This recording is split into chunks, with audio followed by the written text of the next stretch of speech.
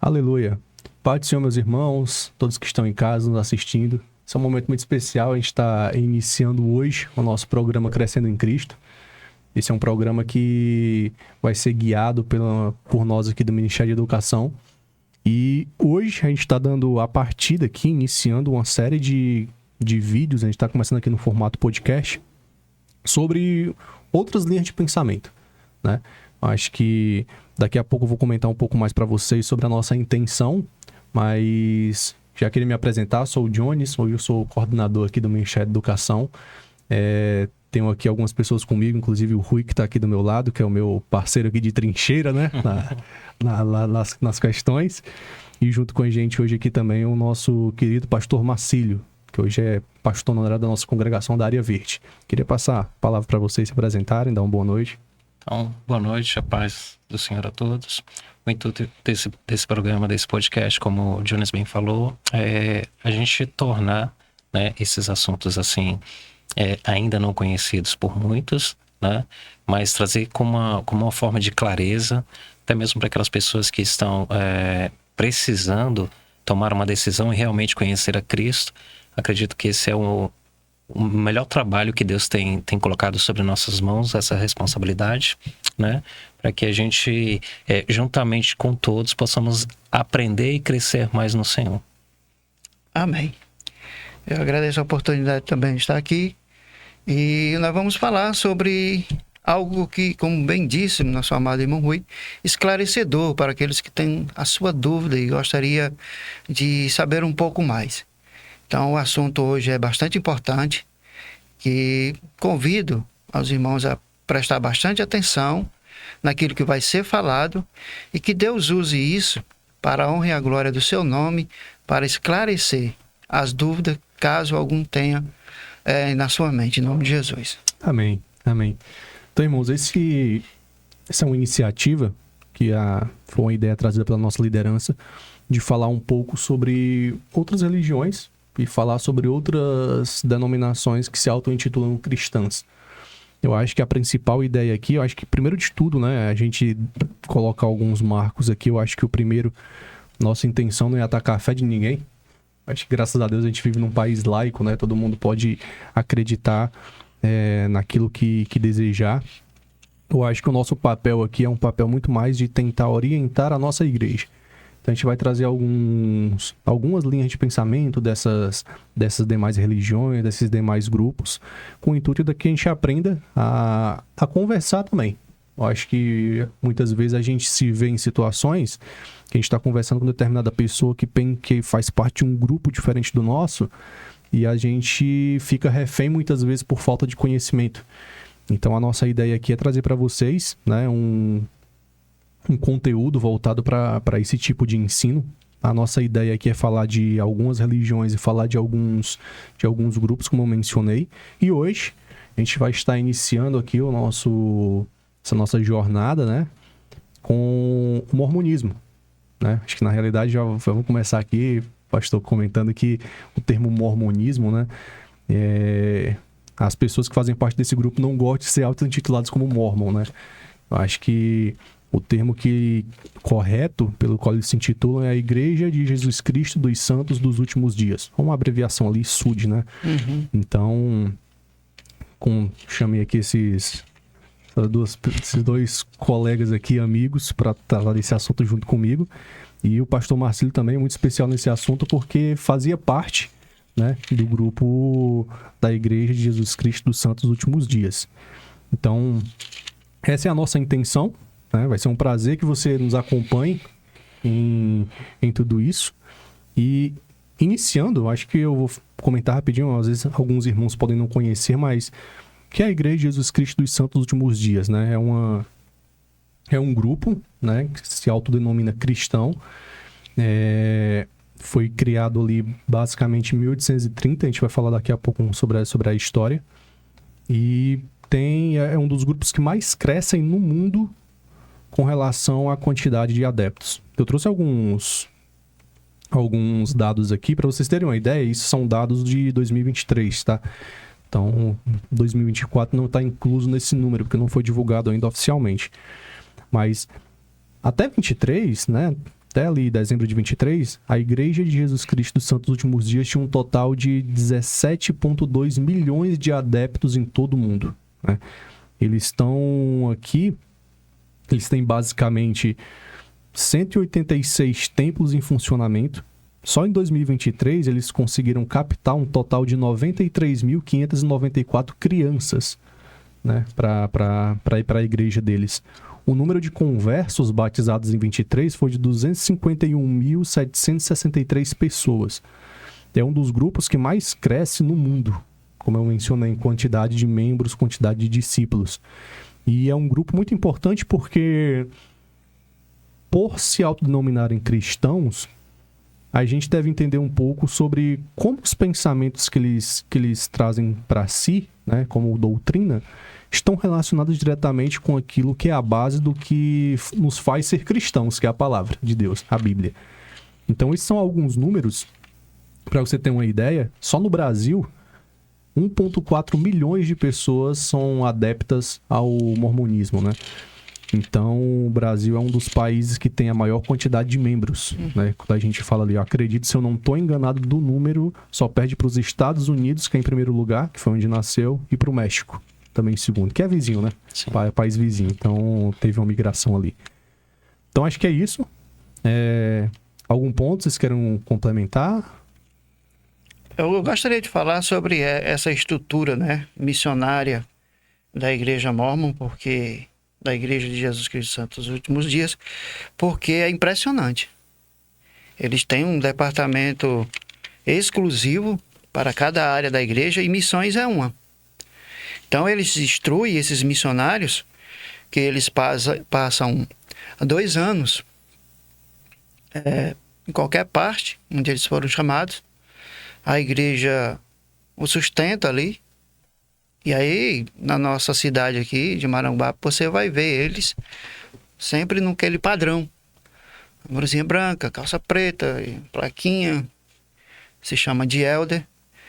São preparados para responder, são preparados para lhe ouvir, são preparados para argumentar de uma forma educada e preparada, né? E o êxito está aí, se essa eu posso chamar assim, dentro do propósito da igreja, é esse: alcançar o maior número possível de pessoas e passar a sua mensagem. Uma observação que eu gostaria de fazer é que a maioria das pessoas que crerem no que a Igreja de Jesus Cristo dos Santos dos Últimos Dias proclama como mensagem de salvação, na maioria delas são pessoas que nunca tiveram uma experiência bíblica, nunca tiveram um aprofundamento, né, nas Sagradas Escrituras. E isso torna uma presa fácil para o mormonismo, para aquilo que ele prega. Mas dentro do propósito, é impressionante, né, a estrutura e o que eles fazem para isso cresça cada vez mais. A igreja, ela tem um departamento de missão, de construção, de gráfica, né? São tudo bem organizado. E é bom salientar que antes do nome igreja, vem o nome organização, né? A organização de a Igreja de Jesus Cristo do Santo dos Últimos Dias. Porque é uma coisa organizada no sentido da palavra. Sim. Né? Deixar isso bem claro aqui para os irmãos. Amém. Eu acho que a gente conversou muito, irmão, sobre como é que a gente colocaria, como trazer um roteiro aqui, né? Eu acho que aqui a gente pode começar falando um pouco sobre a história, né? Sim. Do mormonismo.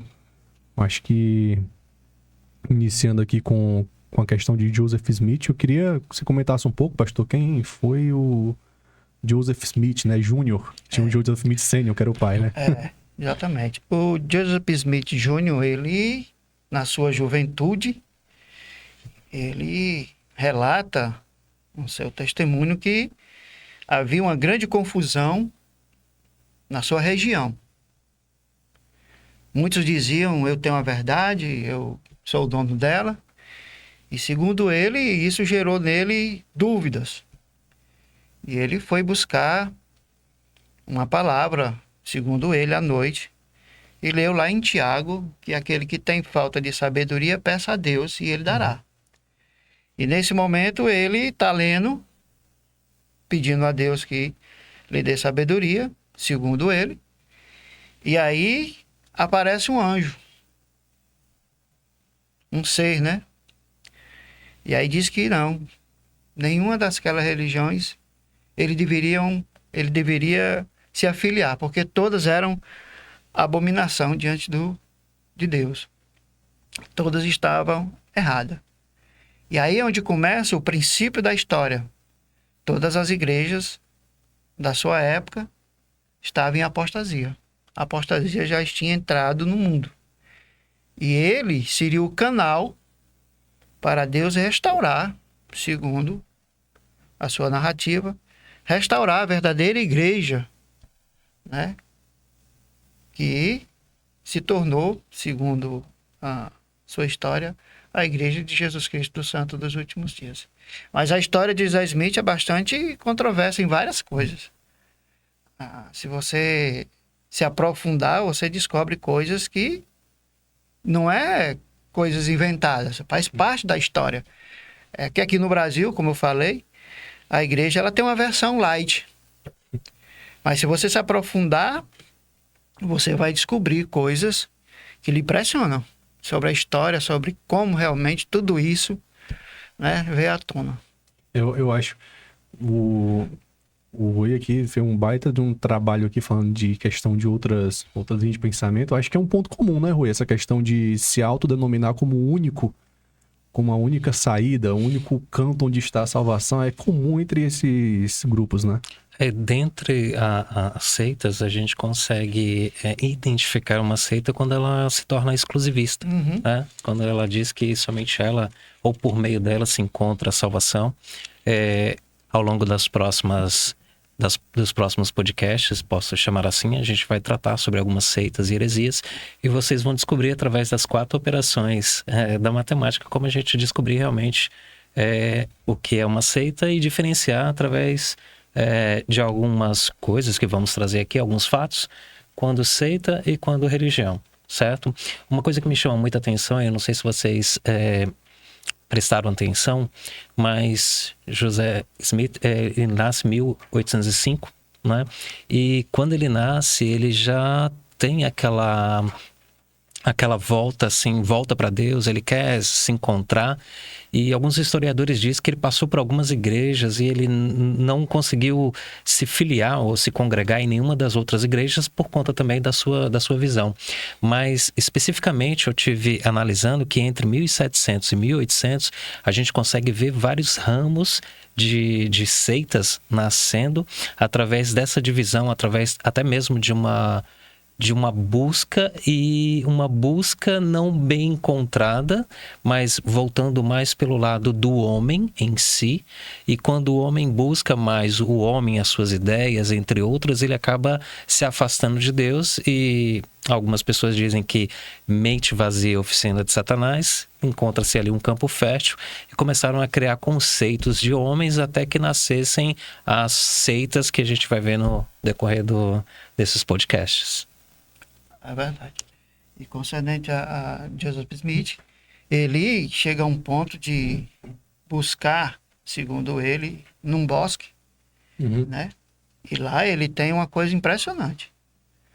Ele relata que apareceu 2 personagens suspensos e, chamando ele pelo nome, ele relata que um disse: "Este é meu filho amado", a ele ouviu, né? Sim. E aí se diz e se proclama que nessa visão ele viu o pai e o filho. Quando você, à primeira vista, e não tem uma base bíblica de nada, você recebe isso naturalmente. E nem desconfia que a menção é de um texto justamente do batismo de Jesus, né? Mas aí você parte do princípio, quando você tem um pouco de leitura bíblica, que a própria Escritura diz que ninguém jamais viu a Deus.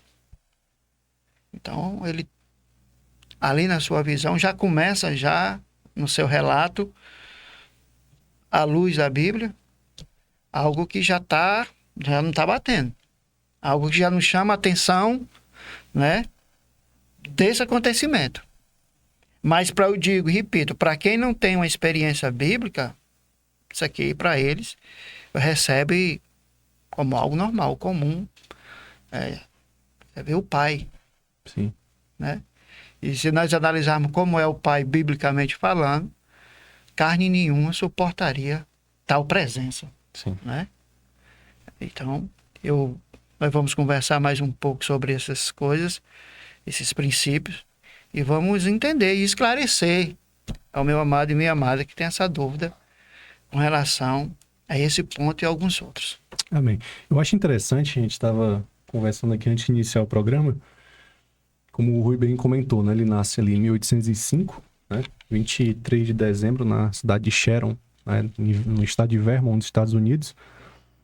E é interessante, eu sempre gosto, pastor Marcílio e Rui, de dar uma olhada onde foi que a linha de pensamento começou. Eu gosto de olhar qual o contexto de onde ela surgiu, que eu acho que isso acaba falando muito sobre que tipo de doutrina é. E isso é esclarecedor para os nossos ouvintes hoje. Perfeito, perfeito. Que a gente consegue ter a noção de... O cara não tirou isso do nada. Não foi algo que surgiu na mente dele enquanto ele estava viajando com a família. E quando a gente olha especificamente para a vida de Joseph Smith, né? Ele nasce numa região que era conhecida como uma região de muito sincretismo. Uma região onde tinha práticas de feitiçaria, práticas de charlatanismo, práticas de... Tem uma outra expressão que eles usam, mas prática de vidência.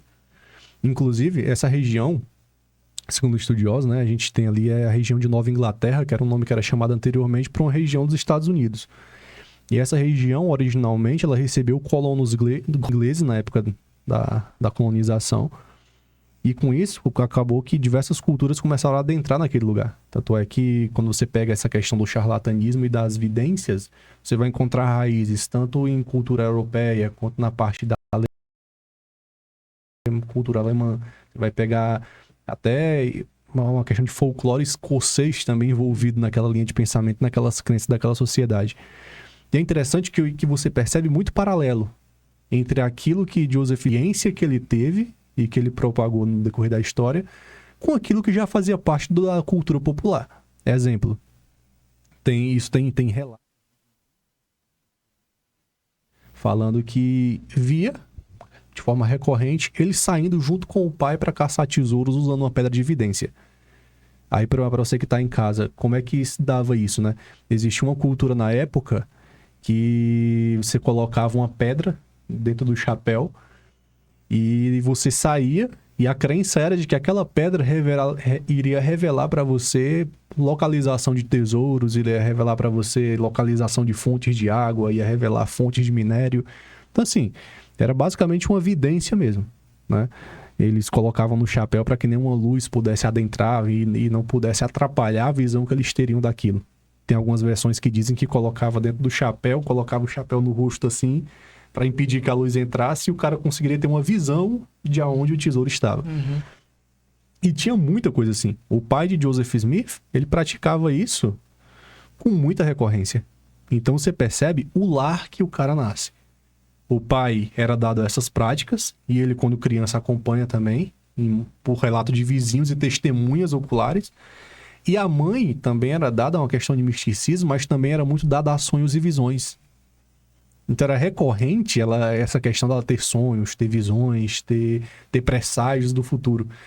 Então ele nasce num contexto bem específico. Ele nasce num contexto cultural e de crença e dava dinheiro.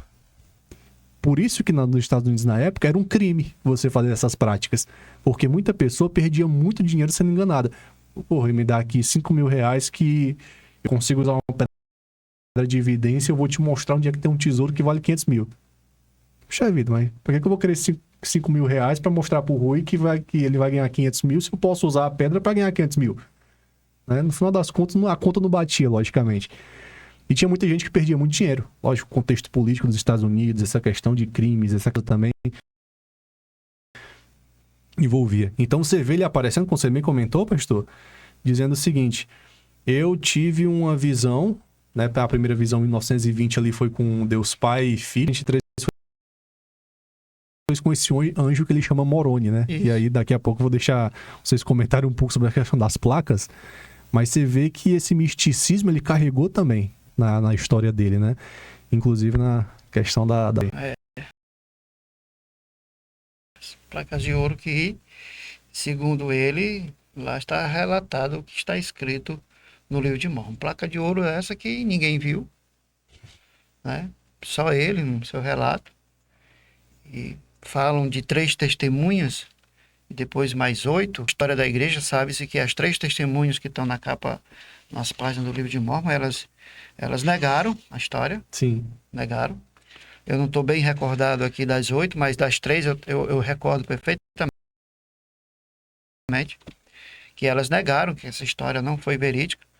Mas aí depois surgiu que antes de morrerem, eles voltaram atrás. Quer dizer, já coloca em xeque a dúvida. Sim. O que eu gostaria também de deixar aqui claro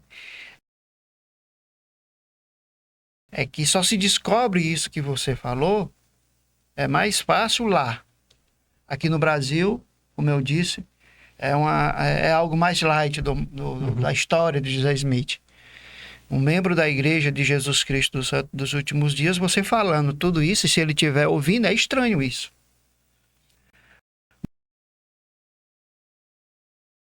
No entanto, existe algo na Igreja Mórmon que impede eles, porque todo mórmon ele é ensinado a não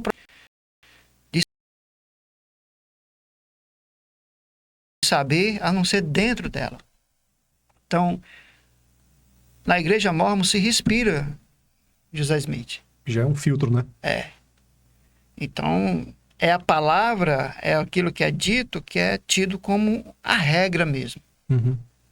E como nós estávamos conversando, como o profeta é o que tem, né, essa autoridade, essa chave, chega a um ponto tão absurdo de que o que ele disser é lei.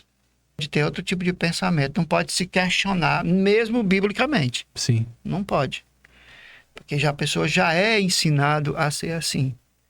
Mas você tem uma ideia, chega ao ponto de um missionário dizer, se um profeta disser que um círculo é quadrado, então, se o profeta disse, o círculo ele é quadrado.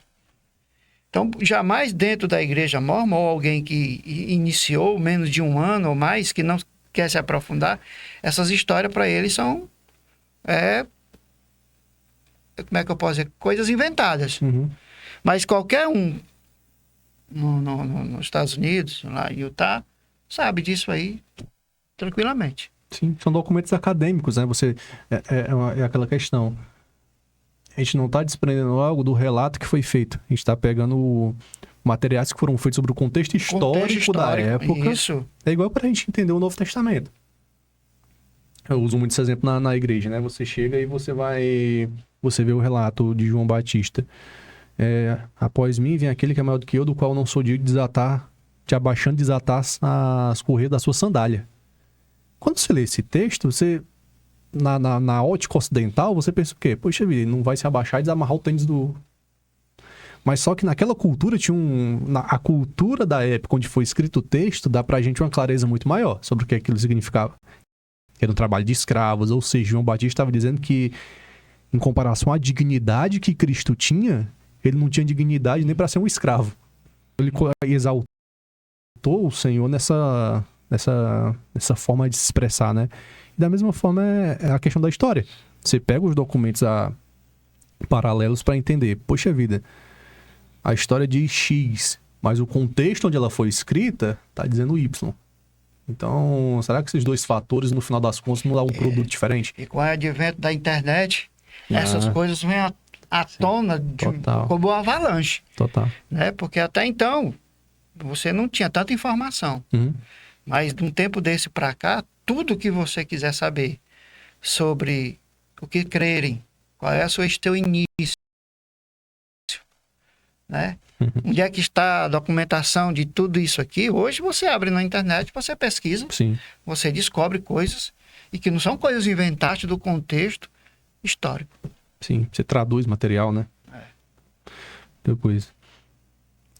Mas eu acho interessante essa história do...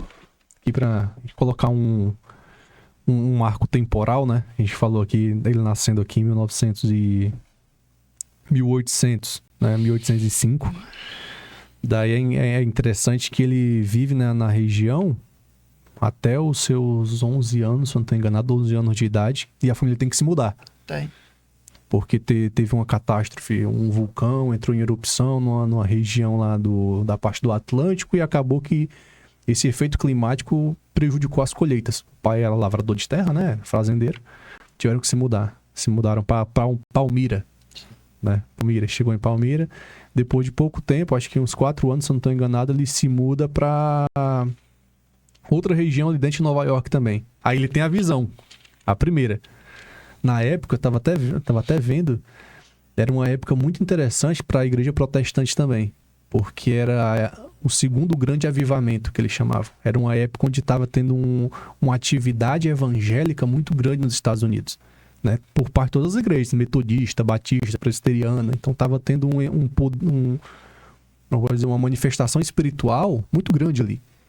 Ele entra nesse contexto. Tanto é que as acusações que ele faz sobre as igrejas da época, estudiosos foram averiguar e viu que não tinha fundamento. As confusões que ele dizia alegar ver, os problemas de praticamente quase briga entre as igrejas, disseram que não encontraram registro daquelas confusões, daquele cenário caótico que ele coloca para dizer que, poxa vida, qual é a igreja certa nisso aqui tudo? No sentido de uma apostasia geral. Uma apostasia. Né? Poxa, todo mundo tá aqui vivendo igual demônios e eu tô na dúvida de qual caminho eu vou escolher. Então não tem base para isso. Você pega a base arqueológica, a base histórica de muitos dos relatos que ele coloca, não tem fundamento. Até essa questão, né? Em 1820, Deus Pai e Deus Filho aparece para ele, né? Tá esperando Deus Pai e Deus Filho, que estranho, né? Deus, o Pai e o Filho. Então, e aparece para ele, tem esse momento. Depois de, eu acho que 3 anos, aparece Moroni. Que esse é o nome do anjo, tá, irmão? Um anjo chamado Moroni aparece para ele. E o anjo disse que tinha placas de ouro escondidas na região de Palmira, num monte chamado Cumorra. Exatamente. E que lá nesse monte ele encontraria placas de ouro. Só que é interessante que o anjo continua tendo revelação para ele e só mostra onde tá as placas 4 anos depois. É uma placa que só ele vê, como o pastor bem falou. Só ele viu. Pra você ter uma ideia, ele faz a tradução. Vou dar um exemplo aqui. Ele consegue as placas, o anjo dá as placas para ele, e junto da placa tem um peitoral sacerdotal, um conceito que é trazido do Antigo Testamento. Urim Tumim, né? E a pedra que é Urim Tumim. A pedra.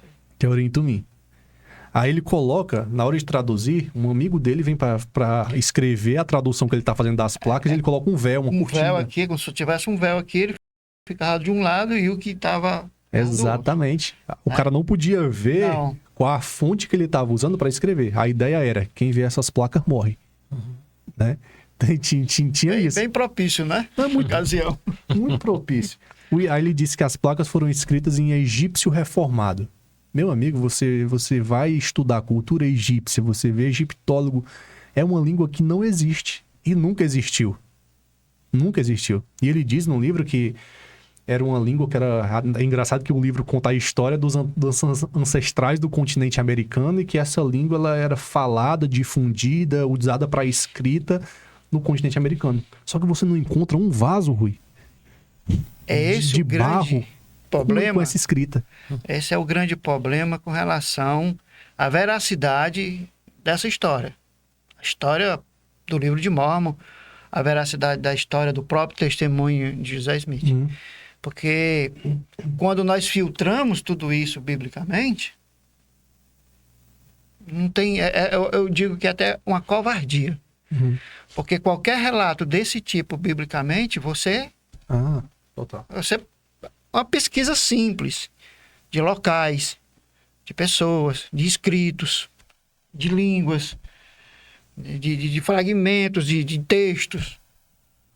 de nomes e de pessoas que na história bíblica fazem parte de época e hoje se associa e se descobre. O livro de Mórmon não tem. O que, no mínimo, que eles podem fazer é com relação aos astecas, né? Eles pegam aquelas imagens, mas aí não tem nada a ver com o contexto histórico do livro de Mórmon. Porque pelas civilizações que mostram no continente americano, e o qual, segundo o livro de Mórmon, teve a própria visita, a manifestação do próprio Cristo a esse povo, e não tem um relato, historicamente, arqueologicamente falando, você começa a... Peraí, tem algo aqui que não está batendo. E são coisas que colocam em risco aquilo que a gente crê, que é interesse da gente querer descobrir.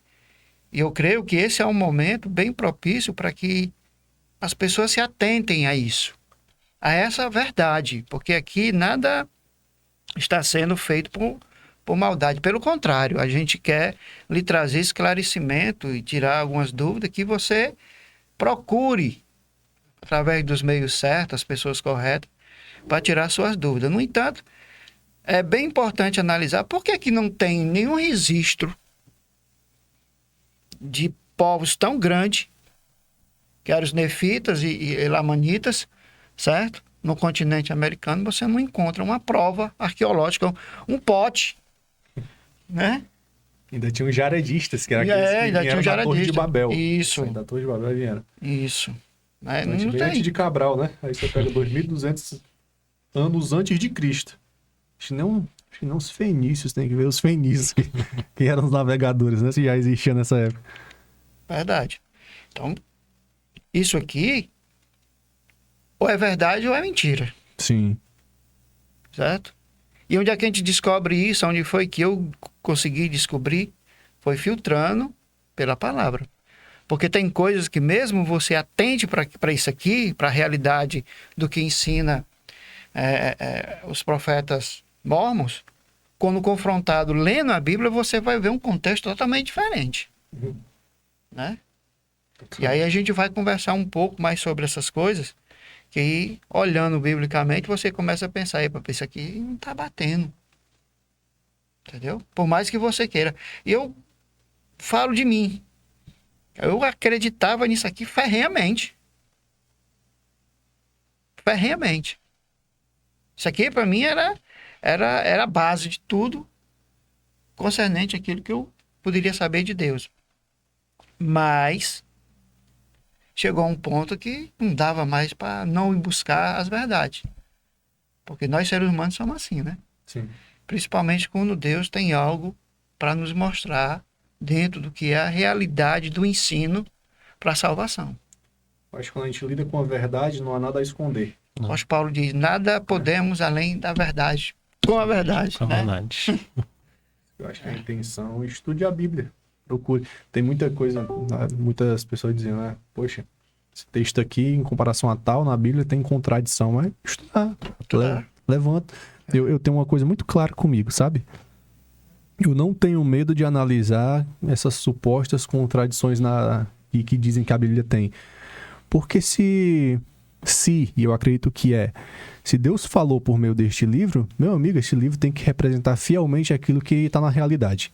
Porque senão é mentira. Isso. Né? Então a verdade é a realidade. Né? É a realidade. E é verificável e testificável. Você vai em Jerusalém e você vê túmulo vazio. Cadê o corpo do homem que foi sepultado aqui nesse lugar? Você vê o túmulo de Pedro, você vê o túmulo de diversas pessoas. Davi, mas você não encontra ninguém lá no túmulo de Jesus. Então, como o pastor falou, né? Você com os relatos arqueológicos e históricos que a Bíblia traz, a grande maioria esmagadora você consegue identificar ponto claro de localização. Então... É verdade. E é isso que está... eu aprendi que um conhecimento errado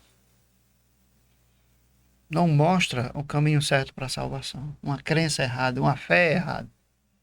Então, baseado nessa experiência, eu sei que dói, eu sei que é difícil ouvir. Uhum. E aqui, eu vou abrir aqui um parêntese para dizer que eu sei que todo santo dos últimos dias, ele tem um desejo de salvação. Eles são pessoas extremamente corretas. Eles são pessoas que querem viver a forma que agrade a Deus e que herde a salvação. No entanto, todavia, só existe um caminho. E o caminho é a verdade. Ninguém pode se apropriar daquilo que o próprio Cristo falou. Eu sou o caminho, eu sou a verdade e eu sou a vida.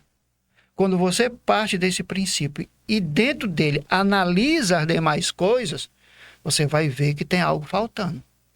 Algo não está batendo com a verdadeira realidade. Uhum. Por mais que você queira aceitar, mas a gente tem que ter a inteligência suficiente para pensar assim, epa, isso aqui não é o que está dizendo. Entendeu? Sim. Então vamos lá. Amém. Antes da gente pular aqui só pra gente fechar a história aqui do Joseph Smith, tem um texto, essa questão da apostasia, né? O grande ponto é que Deus havia se revelado para ele, teria dito que nenhuma falar aqui no nosso termo que a gente entende, né? Nenhuma das igrejas que existia prestava, né? Verdade. Nenhuma das igrejas prestava. Todos os líderes, tem até a expressãozinha que eles usam lá, seus lábios, que é também um termo emprestado do Antigo Testamento. Seus lábios louvam meu nome, mas seu coração está longe de mim. Uhum. Né? Então, agora tem textos, eu até separei aqui, tem um texto que eu acho muito interessante, é de Efésios 3, a partir do verso 20, aí diz assim: Ora, aquele que é poderoso para fazer infinitamente mais do que tudo aquilo que pedimos e pensamos, conforme o seu poder que opera em nós. A ele seja a glória na igreja e em Cristo Jesus por todas as gerações e para sempre. Amém. Amém. Todas as gerações, não é? Deus sempre tem o seu remanescente, né? Deus sempre tem os seus fiéis. Então não existe essa ideia de que houve um momento em que Deus não tinha ninguém da igreja que pudesse... Dentro desse pensamento, a gente chega a um ponto de pensar assim, como é que o próprio Cristo desprezaria o seu corpo, que é a igreja? Não cuidaria dele, não o guardaria, não o preservaria. Sim. Na história da igreja. Então, esse pensamento aí, você tem que elevar ele. Pois nenhuma igreja presta. Né? Sim. Aí uma pessoa tem que trazer algo novo para que seja verdadeiro. Mas espera ainda. Versículos como esse e o que o próprio Cristo diz com relação à sua igreja, de uma hora para outra ele esqueceu, ele não vai manter a sua palavra, as suas promessas. Estarei convosco todos os dias, até, né, a consumação do século. Então, a minha igreja. As portas do inferno. Né? E a gente aprende isso nas escrituras, lendo elas. Então, para mim, eu entendo que é como se tudo que houvesse sido escrito precisasse de uma renovação, isso. Para a igreja que já estava corrompida, e agora eu preciso de um novo evangelho, uma nova solução. Novas ordenanças. Até então não tem mais, não surte mais efeito. Não. É justamente isso. O que dá a entender quando a gente busca uma resposta sincera, por mais, como eu disse, que doa por um membro SUD, é que precisa coragem para enfrentar isso de frente. Espera aí, vamos ver o que o próprio Senhor Jesus falou da sua igreja, daquilo que Paulo chama o corpo de Cristo. Se esse corpo entra numa situação dessa, então, que Cristo é esse? Que Senhor é esse? Que ele não tem como preservar aquilo que é dele. Entende? Tem que deixar o corpo entrar num estado de erro, de abominação. Isso para mim é impensável. Porque nós estamos falando de alguém que é Senhor. Alguém que veio para nos dar e nos colocar numa posição do plano original de Deus. E quando ele brada na cruz, está consumado, o tetelestai, que eu tanto gosto, né? Bom, esse não é o Cristo da Bíblia. E aí nós vamos entender por que que não é. E dentro do pensamento mórmon, não é a mesma pessoa. Uhum. Né? Então, vamos dar sequência. É muito bacana esses assuntos, né? A gente conversando sobre, vem muita coisa na nossa mente, né? Eu acho que aqui, só pra gente fechar a história, né? A gente parou aqui em 1927, né? Quando ele descobre as placas de ouro. E aí ele escreve, com o auxílio de um amigo, e ele dá origem ao que é chamado de o Livro de Mórmon. Uhum. O Livro de Mórmon, ele é a tradução das placas de ouro que o anjo Moroni mostrou pra ele onde estava. Isso. O engraçado na história é que depois que acontece a tradução, o anjo leva as placas de volta. Ninguém vê. Ninguém vê. Então, assim, ninguém viu quando foi traduzir, ninguém viu depois que terminou. Porque o anjo levou de volta e enterrou. E aí ele funda a igreja... Interessante que inicialmente é a Igreja de Jesus Cristo. Aí depois vai mudando o nome, né? E nesses anos posteriores, ele continua apresentando uma série de revelações. Eu acho que um ponto principal aqui, que eu percebo na história, pelo menos a história inicial, é que é um grupo que é muito pautado em cima da questão de visões e profecias. É um fundamento muito claro que você percebe. Tanto é que em 1830 ele funda a igreja, né, dele. 3 anos depois, ele escreve a segunda grande obra. Doutrina e Convênios. Doutrina e Convênios. Que naquela época tinha um outro nome que era Leis e Mandamentos. É mais ou menos Doutrina de Pacto também, alguma coisa assim do tipo. E aí vai mudando, né, pastor? É. O nome. E que essa Doutrina e Convênios também tem muita coisa que é de visões. Experiências que ele teve, que foi colocando aquilo de forma mais legislada. Na verdade, Doutrina e Convênios é aquilo que ele chama de revelações para a igreja. Uhum. Né? Então, o profeta, ele tem aquilo que o Papa é. Vamos botar aqui, só para entender. A sua autoridade está acima das Escrituras.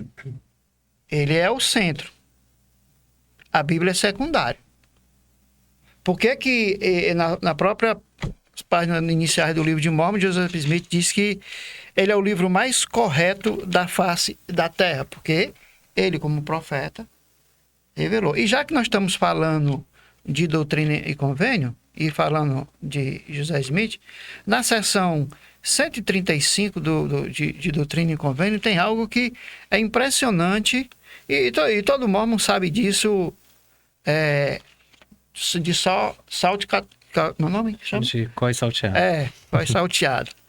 135 na seção, ele diz que a Doutrina e Convênio fala que José Smith fez mais pela humanidade só perdendo para Cristo.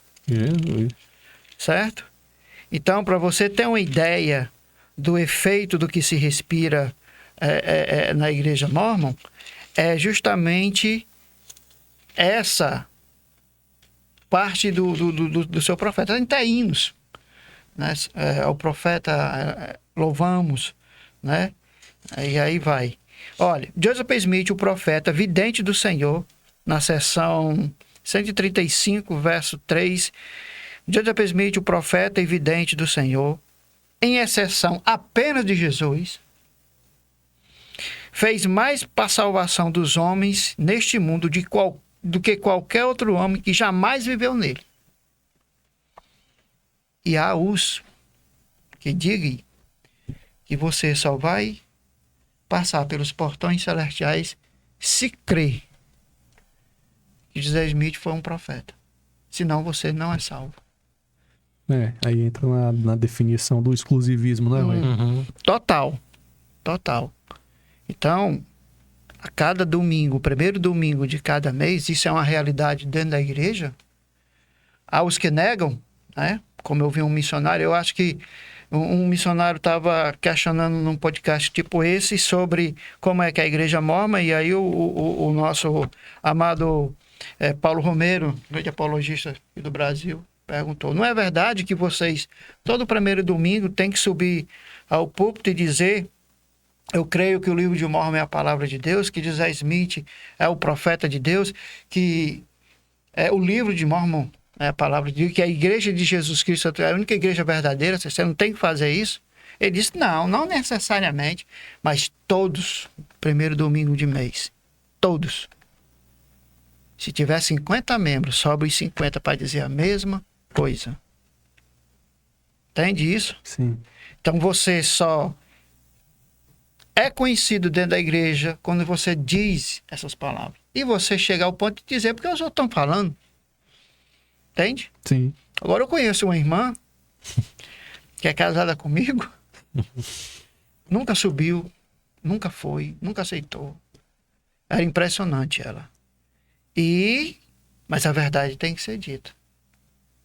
Então, a igreja mórmon, ela respira. Ela se... E mais um pouquinho à frente, nem Jesus fez o que José Smith fez. Essa é uma verdade. Sério.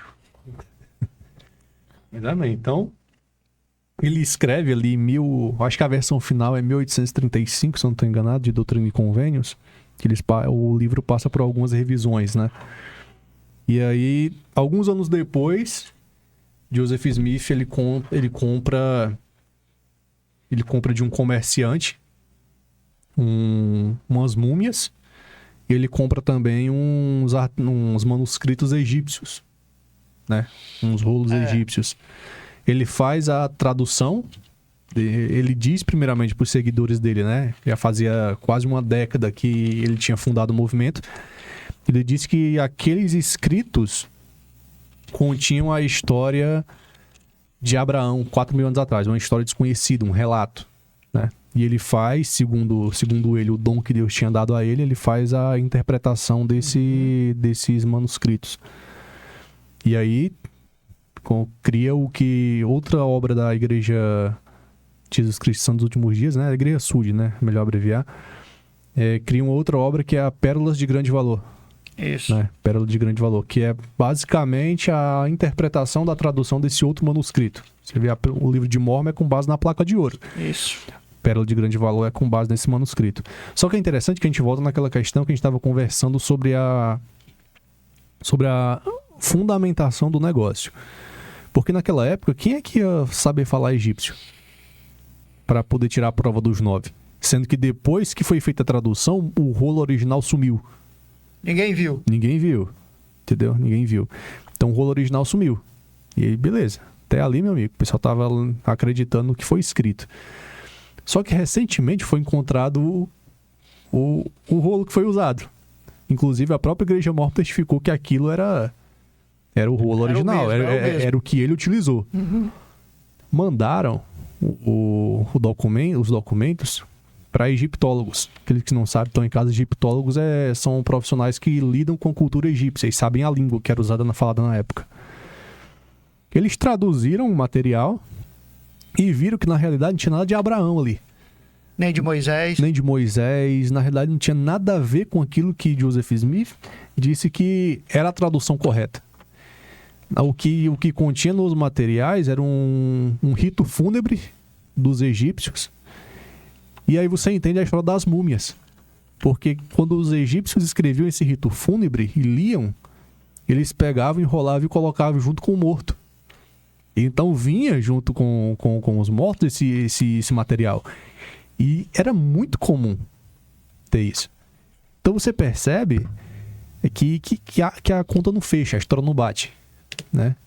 E aí a gente levanta aquela questão. Poxa vida, mas se o cara estava errado na interpretação que deu em relação a este manuscrito, quem é que me garante que o restante também não está errado? Né? Então isso é um marco ali na igreja também, que a gente chega ali praticamente em 1840. Verdade. E aí você vê que se o livro de Mórmon, ou esses Pérola de Grande Valor, que tem lá o livro, um pouco do relato segundo ele de Moisés e de Abraão, não tem uma veracidade real, né?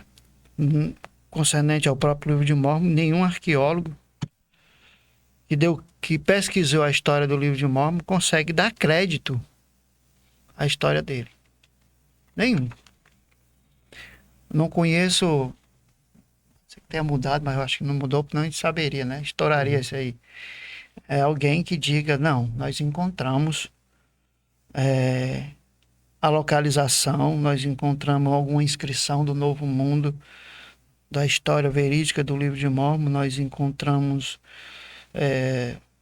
a inscrição egípcia, como você falou, dentro daquilo que está relatado aqui. Então, a própria história se encarrega de mostrar a verdade. E isso faz parte da forma como Deus revela aquilo que nós desejamos saber. Porque Deus não quer que nós vivamos no engano. Acredito eu que Deus, dentro da sinceridade, não fazendo como os Mórmons ensinam. O Mórmon ensina que se você perguntar a Deus se o livro de Mórmon é verdadeiro e você sentir um ardor no peito, no coração, é a confirmação. E como eu disse, vamos filtrar essa realidade pela Bíblia. A Bíblia diz que o meu coração é enganoso. Não é? Nem sempre aquilo que dá um ardorzinho no meu coração é a testificação de Deus. Então, eu creio que essas coisas têm que ser ponderadas. Têm que ser analisadas dentro daquilo que é a verdade. Então, o livro de Mórmon não passa. Não passa, a história de José Smith não passa, certo? Agora, eu repito e digo, tem que ter coragem. Sim. Tem que ter sede de salvação para, no mínimo, fazer uma pesquisa sincera daquilo que chegou, né? Até essas pessoas. É importantíssimo isso. Sim, totalmente, pastor. Acho que aqui, basicamente, depois de 1840, é um cenário marcado por diversas perseguições contra a igreja de Joseph Smith, né? Principalmente por conta de práticas que exigem testemunhos diversos de que eram realizadas na época, uma poligamia, né? Inclusive, aqui eu vou dar um contexto para não ficar um ponto solto, né? Na história. A igreja Mórmon, ela foi muito perseguida no início ali nas primeiras décadas ali deles, né? E a acusação que era feita, inclusive Joseph Smith, ele foi preso em 1826, a primeira vez, foi julgado na realidade, foi julgado pela acusação de prática de evidência. Que é isso que a gente falou no comecinho, né? Que tanto o pai dele tinha a prática, como ele também acompanhava. Aí você percebe que a história bate. Uma pedra usada para ter uma visão da interpretação correta da placa, você vê que linka culturalmente. Tinha uma cultura também de que guardiões espirituais guardavam tesouro. Aí aparece esse anjo que guardava uma placa de ouro que só podia descobrir. Então tem muito link cultural. Por conta dessa prática, ele é julgado. 1826, né? Depois aparece novamente uma série de perseguições. Só que essas perseguições posteriores não eram nem tanto pela prática da evidência. Era por conta de um comportamento de poligamia entre os primeiros adeptos. Era comum que dissem, tem aqui alguns registros, de que só Joseph Smith tinha mais de 60 esposas. Isso. Né? Mais de 60 esposas. E é uma prática que você encontra fundamento até no próprio livro que a gente acabou de falar, Doutrina e Convênios.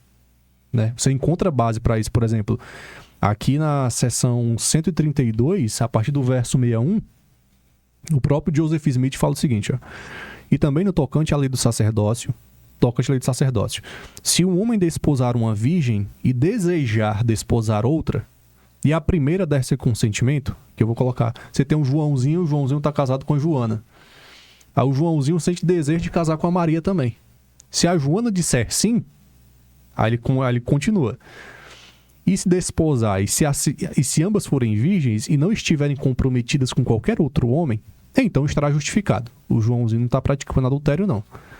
Ele fala, ele não pode cometer adultério porque elas lhe foram dadas, pois ele não pode cometer adultério com o que lhes pertence a ninguém mais. Ou seja, ele coloca o padrão do adultério como você ter relação não com outra mulher, mas com outra mulher que já tem dono, já tem um esposo. Então tem uma distorção da lógica do adultério aqui. E ele termina no verso 62. Se 10 virgens lhe forem dadas por essa lei, ele não estará cometendo adultério, porque todas lhe pertencem e lhes foram dadas, portanto ele estará justificado. Foi uma prática que até a comunidade local por eles passavam abominavam. Imagina você ver um homem com 60 esposas. Era uma coisa assim inimaginável. E outras coisinhas também, não vou entrar... Mas me deixa eu falar uma coisa aqui, Fala, só pastor. para você ter uma noção da abominação, eu posso dizer isso. Uhum. Exemplo, tu é um mormon, tem uma família linda.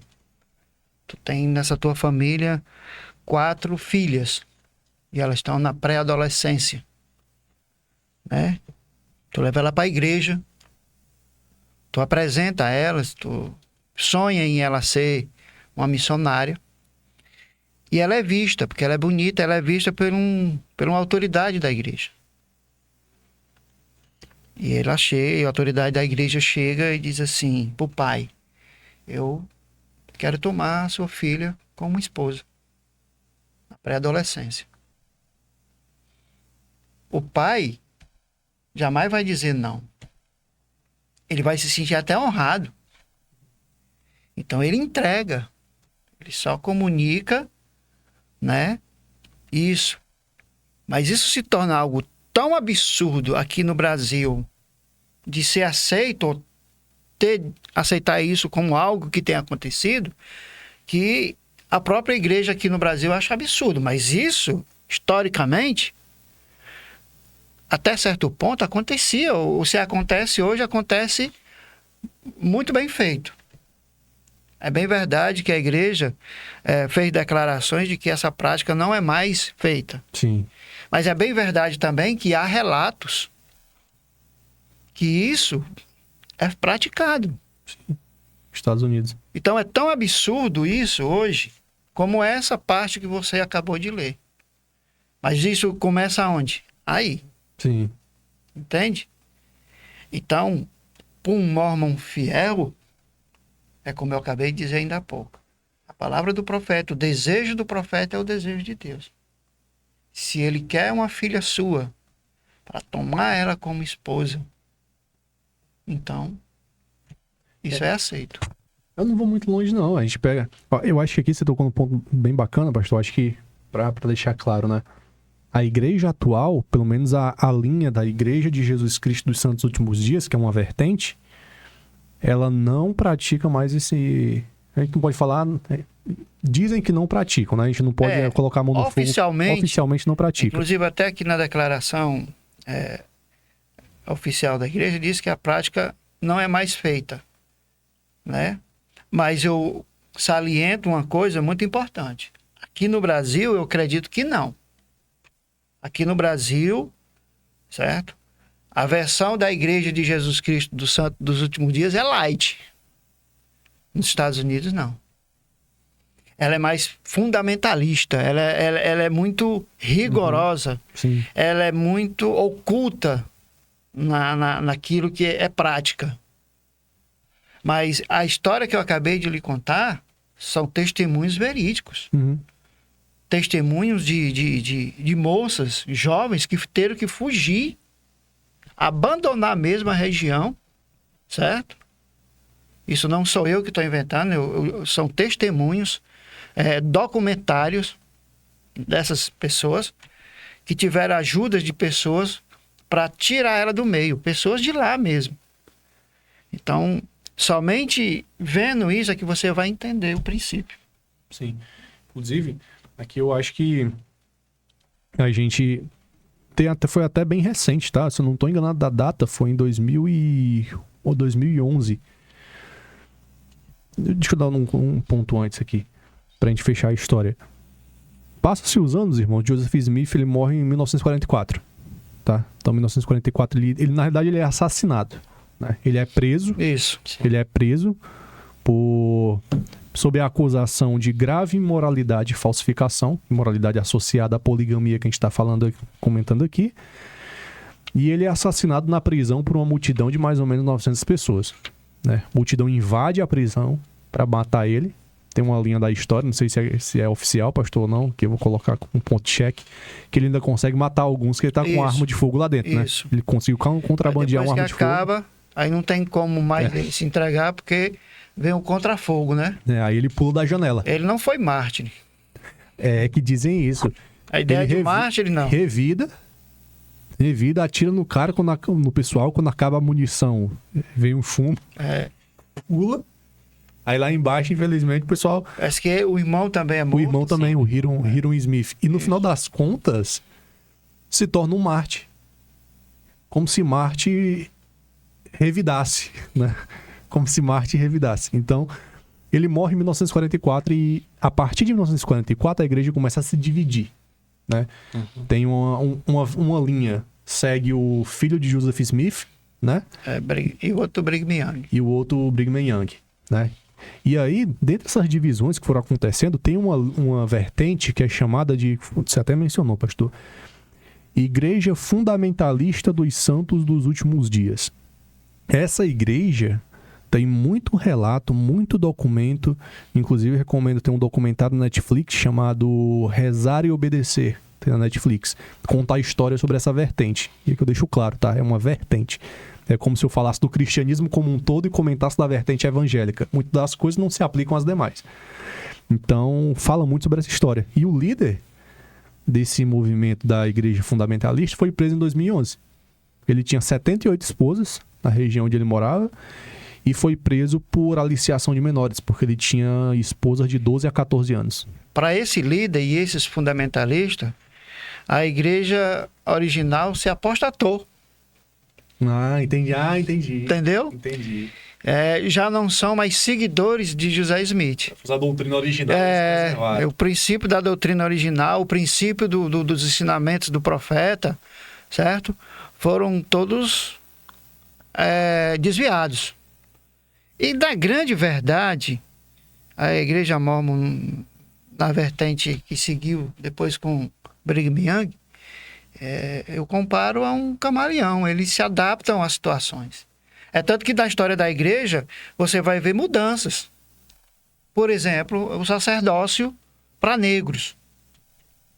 E a gente pode até daqui para frente falar sobre isso. Mas cada acontecimento que a igreja teria que mudar, era feita uma declaração.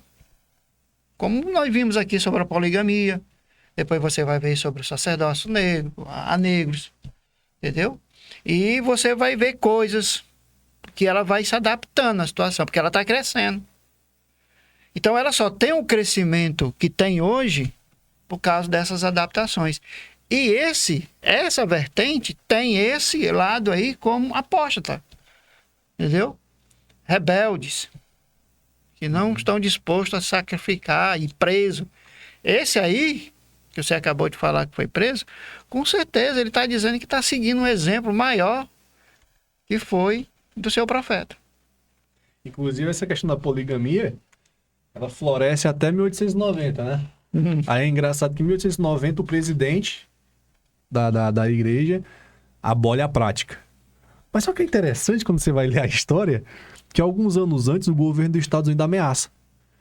Diz que se a prática de poligamia continuasse, ia começar a fazer apreensão de propriedade, de recurso, de bens. Isso. E se não parasse, ia fazer isso. Aí, depois dessa mensagem tão graciosa, né? De amor, foram compelidos. Né? Mas isso... a deixar. Já não... como é que eu posso dizer para ti? No sentido membresia, foi realmente acatada. Sim. Mas, a princípio, autoridades... entende?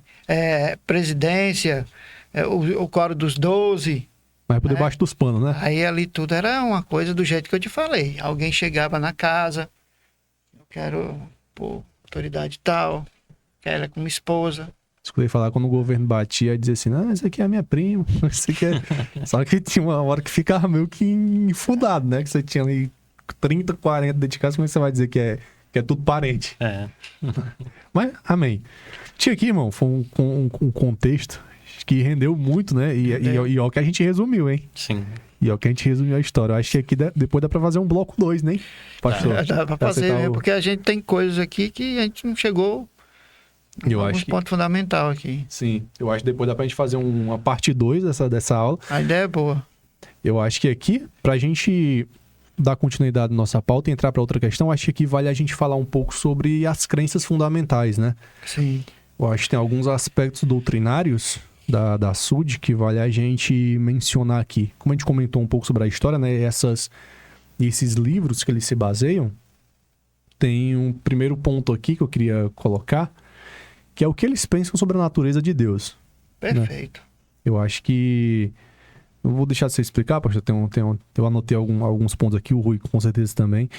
Mas queria que você desse um contexto aqui sobre essa questão, pensamento. O pensamento da Igreja de Jesus Cristo Santo dos últimos dias sobre Deus é bem diferente da realidade bíblica. Se você perguntar a um mormon, você crê em Deus? Eu creio, sim, ele é o Deus Todo-Poderoso. Né? Só que quando você vai se aprofundando mais, você vai ver que o Deus da Bíblia é totalmente diferente. Uhum. Primeiramente, começando com aquilo que é Deus. Deus, ele já foi como um de nós. Um ser humano. E hoje ele conseguiu, né, progredir e ser o que ele é. Ele está sempre em processo. Né? A onisciência e a onipotência, ela nunca é plena, ela sempre está em desenvolvimento. E esse Deus também tem um corpo, glorificado, um corpo, tão tangível quanto o seu e o meu, certo? Esse Deus, no mundo celestial ou espiritual, ele é o Pai dos Espíritos. Ou seja, a Igreja Mormon, ele acredita na pré-existência. E não posso deixar de falar em Deus e, ao mesmo tempo, deixar de falar de Jesus no mesmo segmento. Por quê? Porque Jesus é um espírito, o primeiro espírito gerado por Deus. Agora raciocina comigo. Se Jesus é o primeiro espírito gerado por Deus, na concepção mormon, isso não é falado abertamente, precisa de alguém para gerar. Como Deus tem um corpo de carne e osso, ou tangível, né? Ele precisa de uma mulher para gerar. E se você for perguntar a qualquer mormon como foi que isso aconteceu, ele vai lhe dizer como é que é gerado um filho. Uma união íntima, né? Então, Jesus é o primeiro espírito gerado, é o nosso irmão mais velho, segundo as palavras do mormonismo.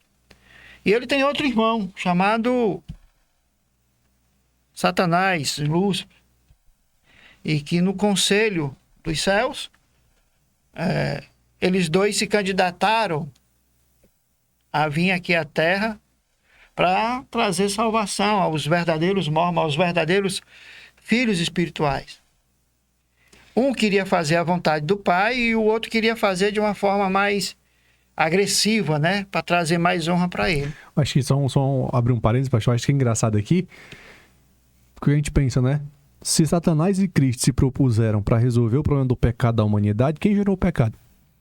Se Satanás estava puro quando o pecado já existia. Pois bem, aí entra uma coisa muito interessante. Que todo mormon que tem essa experiência templo sabe o que eu vou dizer. Era necessário, no contexto queda, a humanidade existir. Fazia parte do plano que começou na pré-existência. Entende? Houve nessa disputa entre Cristo e Satanás, os dois irmãos, né? Uns que queriam ficar do lado dele, de Satanás, e outros que queriam obedecer. E outros aqueles que tanto fazia Jesus ganhar como Satanás ganhar. Né? Os neutros, chamados, né? É engraçado assim, mas é muito sério isso aqui, porque faz parte da crença, né? Aí assim, bom, vem a criação, Jesus é aceito no conselho, né? E Satanás tem o papel de trazer essa queda. Porque nós só existimos porque Adão e Eva caíram, e eles caíram para que nós viéssemos a existir. Se não houvesse queda, ele estaria só os dois lá no paraíso. E as pessoas que vieram e fizeram convênios com Deus são aqueles que estavam do lado de Jesus. Vieram aqui ser testados. com esse corpo. Entendeu? E o inimigo se tornou o que ele é hoje por não aceitar esse plano.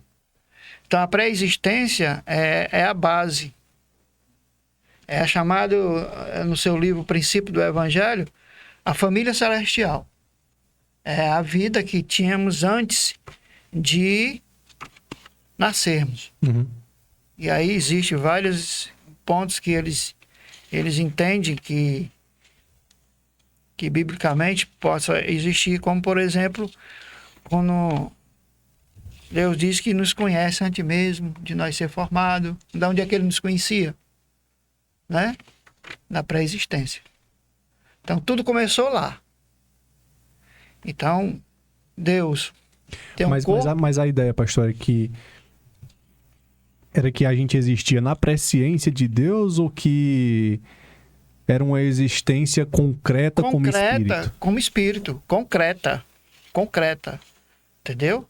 Todos os homens e mulheres são literalmente filhos e filhas da deidade. Homens, como espírito, foi gerado e nasceu de pais celestiais, tendo crescido até a maturidade em mansões eternas do Pai, antes de vir à Terra com um corpo físico. Joseph Smith. A origem do homem. Isso é ensinamento da Igreja Mormon. Entende isso? Então, qual é a ideia de Deus? Está aí a primeira. Certo? E se acredita até que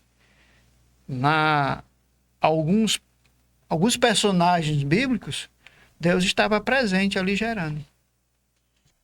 No caso de Adão. Complica, né? Como a gente diz na parte de ter, já dá um bug já, né? Dá Porque fica logicamente incoerente. Por exemplo, eu vou colocar assim: eu creio na Bíblia e creio no relato dos outros livros da Igreja de Jesus Cristo dos últimos dias. E eu digo o seguinte: Cristo e Satanás se apresentaram diante do Pai para se proporem, se eu falar uma coisa errada aqui, só para me corrigir, pastor, a resgatar a humanidade. Isso. Resgatar de quê? Do pecado. Do pecado. Que seria o teste. Que seria o teste. Só que você contradiz o relato porque quem faz a humanidade cair é o próprio diabo. Sim. Então, logo, como é que o diabo se propôs a salvar alguém que ele não tinha nem derrubado ainda? Na concepção mórmon, o diabo queria, em vez de glorificar a Deus pelo plano, queria trazer honra para si. Então, ele acaba fazendo o papel dele mesmo. Mas você entende que quando ele se propõe a redimir, a humanidade já tinha caído? Não, isso era um plano, estava no papel, como nós podemos dizer assim, na pré-existência. Não era concreto ainda. Não, estava se originando um plano. Eu tenho um monte de filho aqui, né? E eu vou fazer um teste com eles, para ver se eles me obedecem. Essa condição deles vai mudar. Eles vão construir aqui um lar, uma terra, né? E eles vão ter corpos tangíveis, certo? E eu vou começar com 2. Entendeu? Só que alguns deles não vão passar no teste. Certo? E eu vou enviar alguém que vai salvar eles. Porque se eles realmente são meus filhos, eles vão entender a minha mensagem. Os que não entenderem é porque não era. É os que estão na pré-existência, tanto fazia que Satanás ganhasse ou Jesus. Os neutros. Entendeu? É assim, para você... Tu e qualquer um de nós hoje temos dificuldade de aceitar isso porque nós conhecemos a Bíblia. Mas para uma pessoa que não conhece, isso é verdade. Havia uma família com 2 irmãos que disputam algo que já está pré-escrito que vai acontecer. E na vitória de um desses 2, ganha o plano redentivo, tem a oportunidade de vir à Terra, de fazer... Perfeito. E como eu falei agora com relação a Adão, isso aconteceu um problema muito sério para a Igreja Mórmon, através de Brigham Young. Porque ele faz uma declaração aqui, ó. Quando o nosso pai Adão chegou ao Jardim do Éden, veio com um corpo celestial e trouxe consigo uma das suas esposas. Certo? Eva. Ela ajudou a fazer e organizar esse mundo. Ele é Miguel. Aí bagunçou todo. O arcanjo, o ancião de dias, do qual tem falado e escrito homens santos. Ele é o nosso Deus, o único Deus a quem temos algo a ver. Aí isso aqui bagunçou muito. É tanto que isso aqui depois teve que ser negado. Eu tinha esse livro, Doutrina de Salvação, volume 1, e tem o volume 2, mas, né? Então, você entende essas vertentes, por dizer assim, de conhecimento, como uma imaginação muito fértil, ou algo assim fora do comum. Que, biblicamente, quando você analisa, você não tem condição de dar crédito. Só que quando uma pessoa escuta isso aqui pela primeira vez, ela dá crédito porque ela não tem nem sequer a curiosidade, ela recebe, ela é inocente nesse sentido. Uhum. É igual você pegar uma criança e dar algo que você sabe que vai fazer mal a ela, mas ela não entende isso. Ela não sabe o que é. E ela vai aceitar. Então isso é um absurdo, tem mais coisa. Mas isso aqui, cada vez que você se aprofunda, você vai se perguntar que verdade é essa. Infelizmente, ela só cresce porque não tem pessoas que querem enfrentar a verdade. Porque senão quem vai a fundo atrás dessas declarações, certo? As pessoas vão chegar e dizer, não, tem algo errado aqui, isso aqui não está condizente, isso aqui não tem nem pé nem cabeça. Entende? Então é por aí. Não, maravilha. Eu acho que tem alguns textos, né, quando a gente fala aqui da questão de que Deus teve um corpo e que foi um ser humano em outro planeta, né? Eu acho que tem essa questão sobre a natureza de Deus. Eu acho que também tem um ponto que, se Deus foi um homem, Deus Pai foi um homem em algum momento, ele teve que ser gerado por alguém. Sim. Né? E aí tem uma ideia de sucessões de divindades, onde Deus teve um pai, Isso. ao pai de Deus teve outro pai, e isso há infinito. Aí você pega textos, aí é que você percebe que a história não bate do ponto de vista bíblico também. Então você percebe... Por que eu tô falando isso? Porque a gente está mostrando o seguinte: uma coisa é o relato doutrinário, que é baseado em cima dos livros que são obra padrão da igreja. Outra coisa é o relato que a Bíblia apresenta, que é totalmente contrário àquilo que eles demonstram.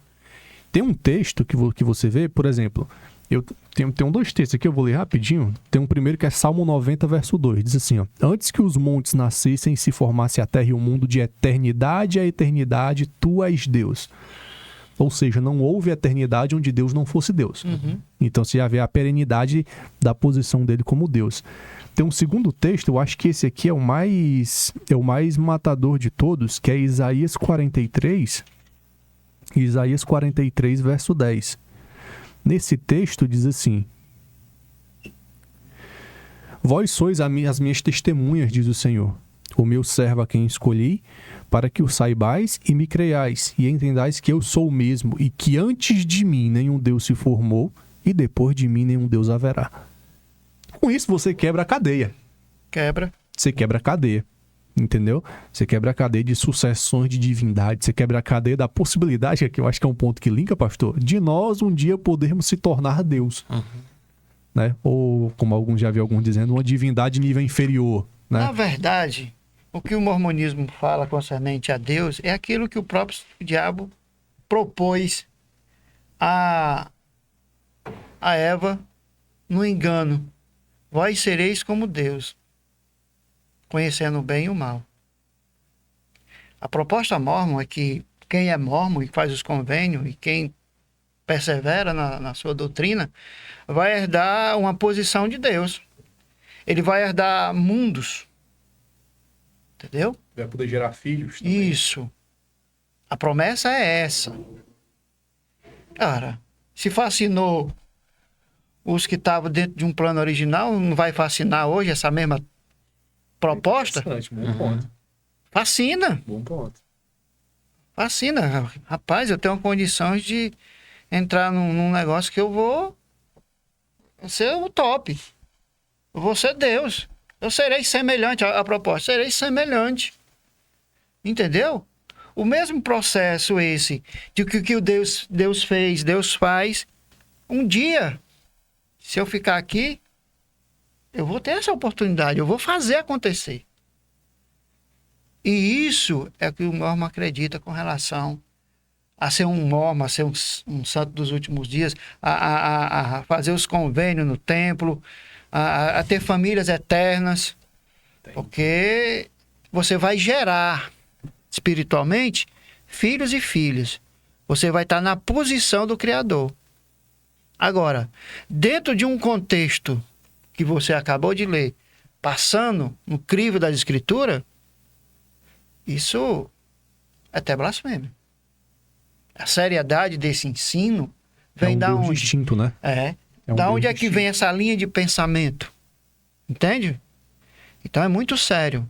Então, tem muitos acreditando nisso. E é hora de nós voltar ver o que a Escritura diz. Amém. Também, eu acho que... Falar sobre Jesus? Dá tempo? Acho que aqui a gente tem 20 minutinhos ainda. Pra gente fechar com... Já te fechar, eu acho que 1h45, né? Acho que aqui, como a gente tava conversando, é tanto tema, é tanta coisa que a gente consegue se aprofundar muito. A segunda parte. Não, a gente vai fazer a segunda parte, com certeza. Eu acho que aqui, que esse outro ponto aqui, eu acho que vai dar pano pra manga também. Eu acho que é interessante a gente comentar um pouco sobre a questão... Acho que pra ficar claro, né, irmão? Fazendo um resuminho aqui do que a gente tá falando sobre a natureza de Deus. A igreja crê o seguinte: crê que Deus foi um homem como um de nós e que foi exaltado à posição de divindade como ele é hoje, né? Que o nosso Deus, ele teve um pai, também Deus, e teve um pai também Deus, e assim infinitamente, né? É engraçado, tem um argumento de São Tomás de Aquino, né? Que é o primeiro motor.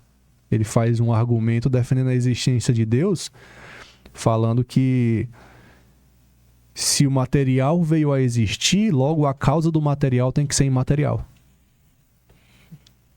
Né? Porque se o mundo teve um início e o mundo é matéria, obviamente a matéria inicial teve que ser gerada por aquilo que não era matéria antes.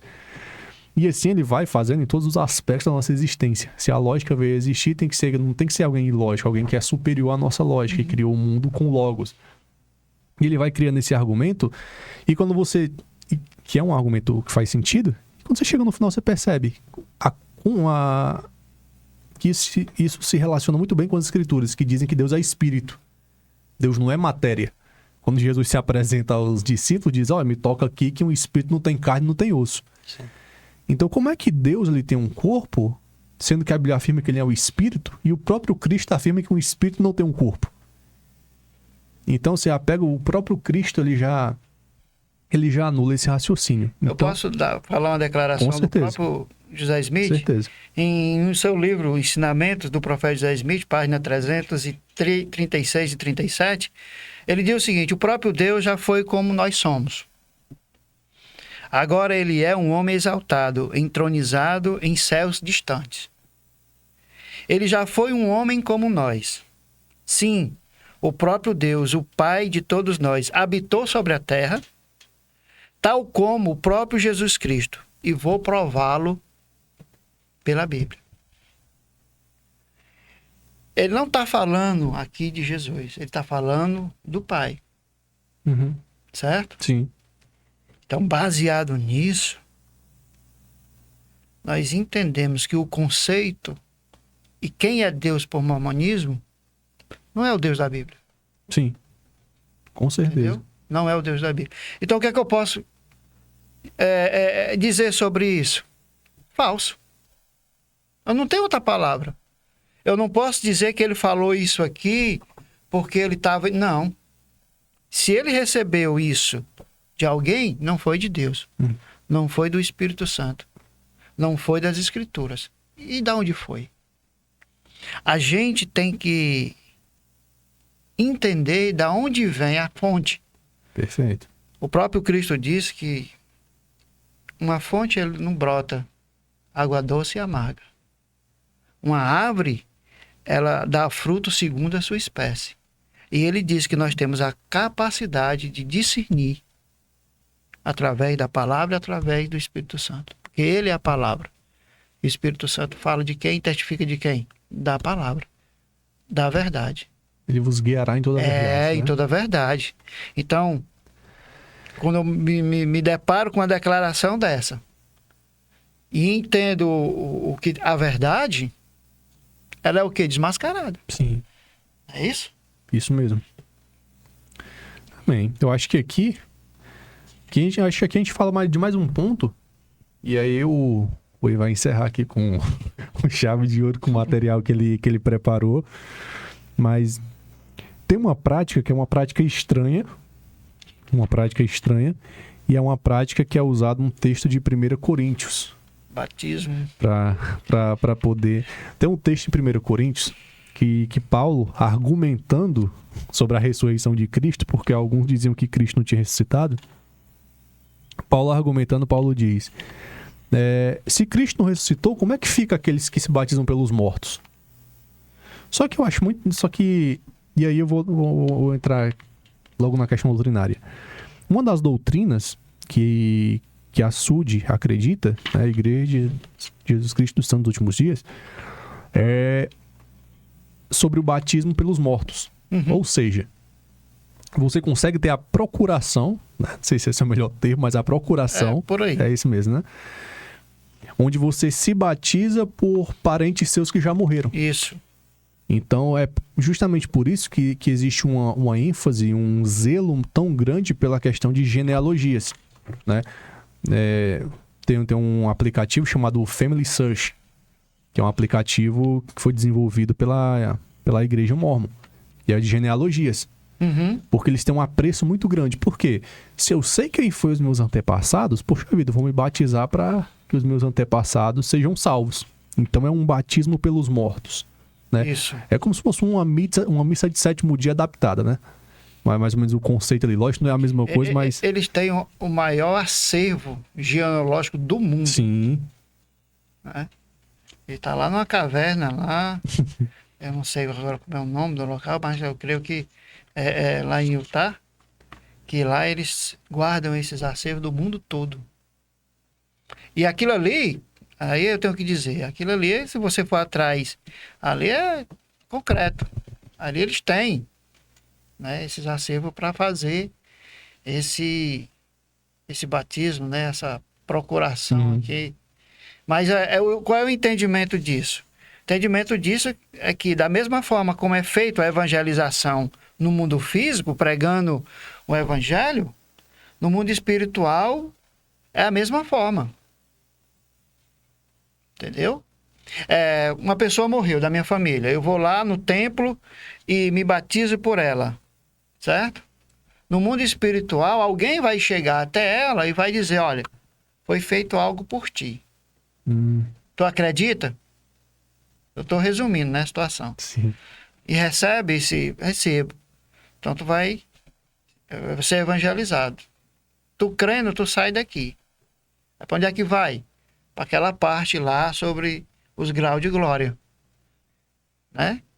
Os graus de glória. Então, o evangelismo e o sentido que eles pegam para o batismo dos mortos que está lá, na referência que você citou, é essa. Mas veja bem, se você analisar lá a escritura, o texto fala que não era a igreja que fazia tal prática. Isso que eu ia pontuar. Pode seguir. Tem até o texto de 1 Coríntios 15, 29. Se olhar nesse texto, Paulo está falando basicamente sobre a ressurreição de Jesus Cristo e sobre também a ressurreição da igreja, né, futura. Aí ele fala... E as práticas não eram da igreja. E as práticas não eram da igreja. Olha o que é que ele diz. De outra maneira, o que farão os que se batizam por causa dos mortos? Ou então ele poderia dizer, o que faremos nós? Nós, que é uma expressão comum. Comum. Né? Que faremos nós que se batizando pelos mortos, se os mortos não ressuscitam? Pronto. Porque se batizam por causa deles. Então você percebe que é sempre na terceira pessoa. Isso. Ele está falando de um público que não é a quem ele está escrevendo. Ele está falando de um público que possivelmente estava difundindo esse tipo de pensamento. E aqui entra muito numa questão de sincretismo, né? Talvez um público que tinha práticas pagãs e que diziam crer em Jesus e estavam com esses ensinamentos errados. E Paulo usa a própria prática que eles utilizavam para dizer, não faz sentido. Porque se vocês estão dizendo que Cristo não ressuscitou e vocês acreditam que é batismo pelos mortos, como é que pode se os mortos não ressuscitam? Isso. Sim. Então, ele coloca à tona meio que a incoerência do pensamento, né? Mas Mas você vai ver isso aí, todos que vão ao templo faz essa ordenança. Todos. é por todos os ancestrais, pastor? Porque a É até onde ele... Geralmente é o pai, a mãe, a avó, a tia, é os mais próximos, né, que faleceram. Né? Porque as pessoas não têm essa curiosidade, pelo menos aqui no Brasil, de aprofundar na sua genealogia. Mas é aqueles que têm como fazer. E como eles têm o maior acervo, né, uma das fontes é essa. Então o propósito disso, e eles levam muito a sério isso, é fazer essas práticas. Né? E eu fui. Eu estava lá dentro, eu acreditava em tudo, eu fui. Peguei, certo? E realizei lá, quando eu fui no templo de São Paulo. Então, assim, falar do templo é da outra parte também. Sim. O que é que são feitas as ordenanças e tudo, né? O que é que as experiências. Mas nós estamos no raso aqui, e tudo aqui nós estamos falando, se você se aprofundar, você descobre muito mais coisas. Mas o que me faz, assim, ficar pensativo em relação a tudo isso que a gente está comentando aqui é que, suponhamos, algum preso recebe uma visita, né? E nessa visita chega para ele e diz, olha, eu tenho aqui um lugar aqui especial para você, né? Que você não vai ter esse sofrimento que você está tendo aqui dentro da prisão. Estou te apresentando aqui uma solução rápida, objetiva, bem prática, de que se você acreditar no que eu estou falando, que fizeram por você, você vai ganhar a sua liberdade, né? Você só precisa dizer que acredita. Então é bem cômodo para quem está sentindo padecendo por uma prisão, querer sair da prisão. Então, o que me faz pensar é que o sacrifício de Cristo, ele não valeu a pena para nada, porque se uma pessoa que não recebeu Jesus, o meu parente pode ir lá e batizar aquela pessoa através de uma cerimônia, através... Eu estou entendendo o teu pensamento. O sacrifício de Cristo não tem. E dentro da doutrina mórmon, é assim, a salvação não vem somente pelo mérito do que Cristo fez. Você é alcançado pelo mérito de Cristo só depois daquilo que você pode realizar em obras. Essa parte aí é uma. Tanto no plano físico, como no plano de quem já morreu. Certo? Você fazendo a sua parte, você complementa o que Cristo realizou. É por isso que o batismo é para salvação. Entende? É necessário passar pelo batismo. É necessário passar por todo o processo de ordenanças da Igreja Mórmon. Porque você só é um salvo mórmon depois de tudo aquilo que você faz por si, através da obra. Nós, biblicamente, acreditamos que a salvação vem pela graça. Não é mérito, não é por obras. Né? A obra, ela tem uma participação porque eu já sou um salvo. Não para eu ser salvo. Na Igreja Mórmon, não. Você precisa praticar as obras, você precisa praticar as ordenanças para que aquilo complemente o que Jesus fez. Entende? Então, você falou perfeito. Então, de que adianta? Não. No pensamento mórmon adianta. Porque você fez aquilo que Cristo poderia fazer. A pessoa pode rejeitar? Pode. A pessoa pode rejeitar, como muitos... Se batizou pelo avô. Mas a situação dele é muito, muito importante aquilo que ele fala. Porque quem está no desespero vai querer a solução. Mas isso que eu penso na própria da possibilidade. A pessoa lá, suponhamos que diga que não queira. Então ele, segundo o pensamento... O batismo não valeu. Vai ficar não quis. Né? Mas é muito difícil isso aí. Isso aí... Só pelo pensamento, a lógica é que se eu estou no desespero, meu irmão, eu quero sair daquele desespero. Né? Outra coisa que eu vi também com esses estudos foi a questão de se uma pessoa não teve tempo para se batizar, mas ela creu, então esse batismo é válido sim para que se complete que aquele que crê e for batizado será salvo. Então, a partir desse batismo do morto, por um ente da família, ele completa ali aquele ciclo e ele pode passar para o que a gente tem que entender é pensar como o Mormon pensa, né? No caso aí, existem os 3 reinos. Sim. Entende? Celestial, terrestrial e o celestial. Os que fizeram todas as ordenanças com as suas obras e para garantir a sua salvação, complementando o que Cristo fez, que só o que ele fez não resolve, né? Ele é mormon, vai para o celestial. As pessoas boas, mais ou menos, vão para o terrestrial. E as que são ímpias, mas que um dia pode melhorar um pouquinho, estão no celestial. Então o pensamento é mais ou menos isso. E as que estão no inferno, né? E Já era. as pessoas que estão no inferno podem passar pro celestial. Antes de ir pro celestial, tem um tempo no inferno para poder ir. Então é como se uma espécie de um purgatório. É bem... Eu acho que aqui, só pra a gente dar um contexto para quem tá assistindo em relação a que esses termos aqui, terrestrial, celestial, é estranho quando a pessoa escuta. A gente acredita, biblicamente falando, morreu, amigo, você vai ou pro céu ou pro inferno. Não existe meio termo, não existe possibilidade de penitência pós-morte para que você alcance um lugar melhor. Então, uma pessoa morreu, vai para algum desses 2 destinos.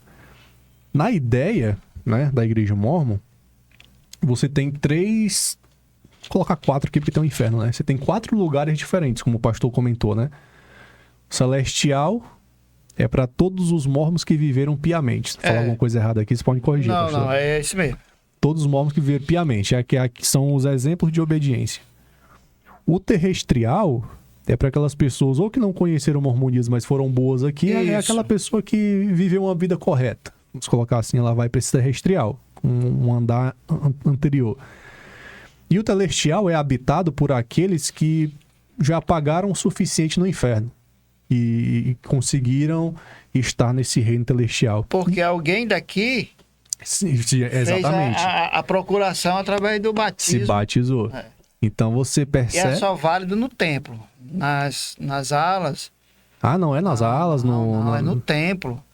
Nas alas só se batiza quem é novo convertido. O batismo lá é válido, mas é mais complicado, né? Essa aqui não. Essa aqui é uma ordenança da Igreja Mormon que só pode ser feita no templo. O batismo pelos mortos só é no templo. Certo?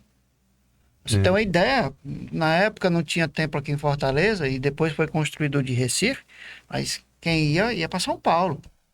É fretado um ônibus todos os anos e a gente ia. Entende?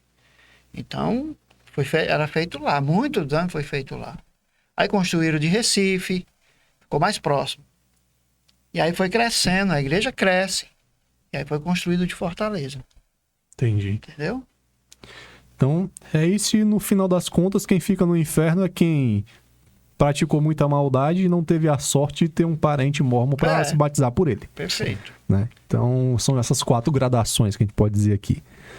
Eu acho que em relação a isso, daqui a própria Bíblia fala, nós somos salvos pela graça de Jesus Cristo. As nossas obras são uma consequência da nossa fé. Como é que está o nosso tempo? Eu acho que aqui a gente tem 10 minutinhos. Dá tempo de falar alguma coisa sobre Jesus? Vamos deixar para a próxima oportunidade? Porque aí a sugestão minha é nós falarmos de Jesus a partir do plano que ele veio para cá. Sim. Quando ele porque também tem muita coisa, hein? Tem muita coisa. E a sua vida, seu ministério, quem é ele, casamento. O que ele fez. Só para atiçar a curiosidade,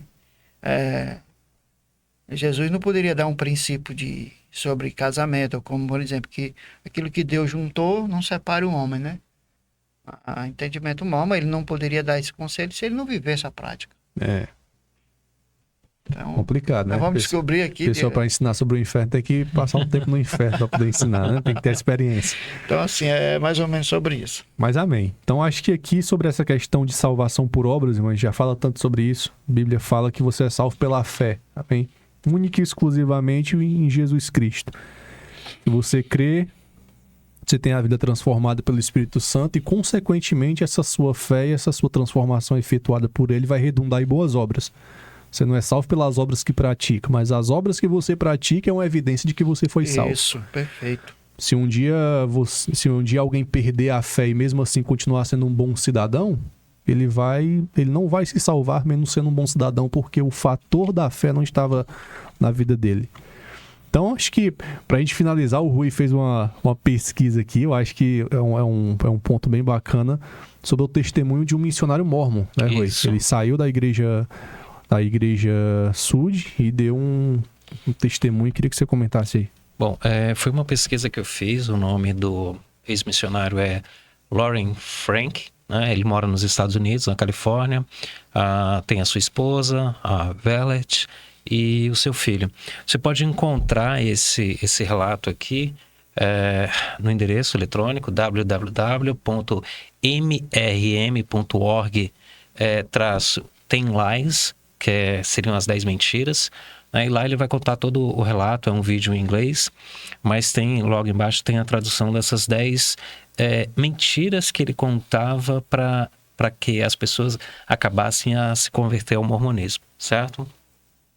E dentre elas aqui, a primeira que ele falava aqui é que ele nunca estava tentando convencer ninguém a ser mormon, né? Então, ele se aproximava da pessoa, encontrava ali a amizade e ia introduzindo a doutrina, né, aos poucos, sem dar aquele entendimento de que ele estava realmente evangelizando ela. Então, não estou tentando te converter, eu estou só buscando aqui uma amizade com você. E depois quando ele já tinha essa amizade, ele começava a declarar que a Bíblia não era suficiente. Então já entrava que a Bíblia ela precisava de um complemento, e esse complemento correto era o livro de Mormons, né, que tinha sido escrito ali por José Smith, e que ele continha toda a verdade, né? A verdade que realmente era necessária para a salvação das pessoas. Outra mentira também é que eles eram os únicos cristãos verdadeiros. A gente falou aqui muito bem sobre a visão que eles têm de que as igrejas estavam corrompidas, precisavam de um novo evangelho, e eles tinham essa nova salvação, essa nova verdade através do cristianismo agora ditado por eles, através dessa nova revelação. Depois ele já partia para a única igreja verdadeira, a única igreja restaurada, que continha a verdade, que essa verdade podia realmente levar o homem à salvação. Isso. Então, em 30 minutos ali de conversa, ele já conseguiria inserir todas essas mentiras. A quinta é que eles acreditam muito, como o Jones falou, no ministério profético, né? E aqui ele até cita profetas aqui, seja Invernal, Winnipeg, ou Amenas Black Hills de Rapid City, que eram profetas, né, que eles acreditavam muito. Aí eles citam alguns textos aqui, como Amós 3:7. Certamente o Senhor Deus não fará coisa alguma sem revelar os seus segredos aos seus servos, Esse os profetas. É o carro-chefe para entrar na Bíblia. Viu? Você crê na Bíblia? Você crê em profeta? Nós acreditamos. Abre Amós, a pessoa lê nas palestras, né, com os missionários. E para os livros eclesiásticos, não existe limite para fazer livro. Você acredita que tem profetas antigos? Você acredita que Deus fala hoje através de profeta? Pode falar? Aí a pessoa diz assim, eu acredito, está na Bíblia, está aí, está mostrando. E se eu lhe disser que tem um profeta vivo hoje? E que o nome dele é tal, tal, tal? Vai continuar. Aí usam outros textos aqui, né, como Efésios 4, do 11 ao 14, que aparentemente requer que os apóstolos e profetas vivos, até que os crentes se unam na fé e entendam Cristo completamente, como já foi dito aqui já. A sexta mentira aqui, o livro de Mormon é uma escritura, né, que já foi bem falado aqui já hoje. Você é salvo pelas obras. Isso. Vamos aqui para para a próxima mentira, que é a oitava. As pessoas podem se tornar deuses, foi o que a gente comentou aqui hoje também. A penúltima, você nasce de novo ao se tornar um mórmon. Isso. Então você é uma nova criatura, posso dizer assim. E o casamento no templo é necessário para uma vida eterna. Isso. Para você se tornar aquilo que eles crerem igual a Deus. Você está naquele estágio hoje, naquilo que Deus um dia foi. Aí para você se tornar o que Deus é, aí a proposta original começou lá em Gênesis. Tem que fazer o que Deus fez. Tem que estar lá no tempo. Ele até diz assim, ó, enquanto missionário, eu frequentemente dizia aos possíveis candidatos que eles precisavam do casamento no templo para ganhar a vida eterna. Isso. É lá que é feito o convênio para a eternidade. O que não gostaria? Você é casado, ama seus filhos, ama a sua esposa. Você gostaria de permanecer com essa família na eternidade? Meu irmão, o amor fala mais alto.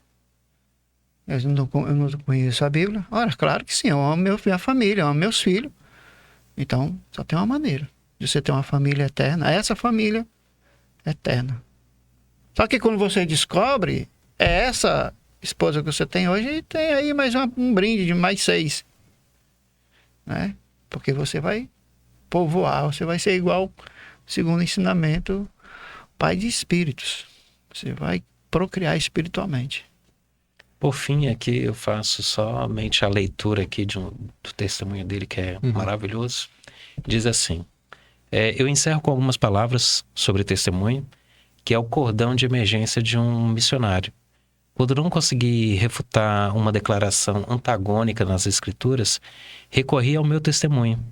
Por exemplo, enquanto fazia o proselitismo em Grand Forks, Dakota do Norte, uma vez me perguntaram onde a Bíblia menciona as roupas íntimas secretas que os mormons usam. Os garments. Pego de surpresa, admiti que a Bíblia não fala nada sobre elas. E eu poderia apenas testificar que Deus revelou a necessidade dessas roupas por meio dos profetas vivos. Mas meu testemunho não foi baseado nas escrituras ou em outras evidências concretas. Em vez disso, foi fundado na revelação pessoal, que é exatamente subjetiva. Essencialmente, o meu testemunho não era nada mais do que um bom sentimento sobre a igreja e seus ensinamentos na linguagem mórmon. Era um ardor no peito, mas o ardor ou não era Deus. Né? Podia ser o ardor no peito é o sinal, segundo está aqui, né? A sensação, né? Você tem que ter a sensação. Então, você vê que a linha do pensamento é a mesma do que nós estamos conversando aqui. E ele é um missionário. Sim. Né? 2 anos fazendo missão. Aqui ele continua dizendo, se você é um cristão, eu encorajo a batalhar pela fé, uma vez que foi dada aos santos. E essa fé, o caminho para o céu, é encontrada somente no Jesus bíblico. Mas se você é um mórmon, é hora de se reexaminar suas crenças em espírito de oração. Você sabe que tem a vida eterna? Não. Você pode obedecer a todos os mandamentos perfeitamente e ganhar um lugar no céu? Você não pode. Lamento as muitas mentiras que contei durante minha missão mórmon. Quando recebi a Cristo, porém confessei, e os meus outros pecados recebi seu perdão. Aquele que ouve a minha palavra, Cristo, nos assegura, e crê naquele que me enviou tem a vida eterna, e não entrará em condenação, mas passou da morte para a vida. João 5:24. Então, aqui repete novamente que ele mora na Califórnia. Eu acho bem interessante esse relato desse missionário, né? Essas 10 práticas que eles utilizavam para ganhar as pessoas para o mormonismo, e que essa recomendação que ele faz, né? Que se você hoje é um mormon, que você realmente se reexamine, né? Para que você busque verdadeiramente o Cristo que a Bíblia ensina. O Cristo Salvador, o Senhor, né? Eu entendo perfeitamente. Quando eu leio ou escuto um relato de alguém que estava lá e sai, eu entendo tudo, todo tipo de sentimento. confesso que não é fácil você depositar sua confiança em ensinamentos que para você era verdade absoluta. Porque você não tinha outro parâmetro para você entender se aquilo você só recebeu. E você crê. Eu tinha na minha casa caixas de livro de Mórmon. Para mim, ele era tudo. Só que Deus tinha outros planos para mim, eu creio assim. E eu entendo perfeitamente quem é um Mórmon e tem suas dúvidas lá dentro. E quando você se depara com a verdade ela tem seus efeitos. E um dos efeitos é ele querer que você entenda aonde você está errando. O caminho que você está levando não é bom. O final não é nada daquilo que você espera, porque tudo aquilo é engano. Então, quando você descobre isso, o chão, você Sim. não tem mais. Então, assim, para entendimento de quem está nos assistindo é o seguinte. Na minha concepção, os mormons ou os santos dos últimos dias têm o desejo de salvação, sim. São pessoas, como eu disse, honestas, pessoas que querem servir a Deus e buscam servir com as obras. Só que a Bíblia nos ensina que os nossos esforços são nada, enquanto você não aceita e não conhece o Cristo verdadeiro. Qualquer membro da Igreja de Jesus Cristo dos Santos dos Últimos Dias vai entender o que eu estou dizendo. A sua salvação não está baseada no que Cristo disse. Sua salvação e seu caminho está baseado no que os profetas e os ensinamentos dos livros da Igreja Mórmon lhe diz. Tudo falácia de homem. A fonte não é a Bíblia. A fonte é usada para apenas de forma isolada para atestar a ideia. Mas não é a voz do Espírito Santo de Deus, não é o Cristo vivo lhe manifestando na sua vida para uma fé que salva. Não, está tudo baseado no que o homem diz. E a Bíblia diz que maldito é o homem que confia Sim. no braço da carne. Então, é por aí.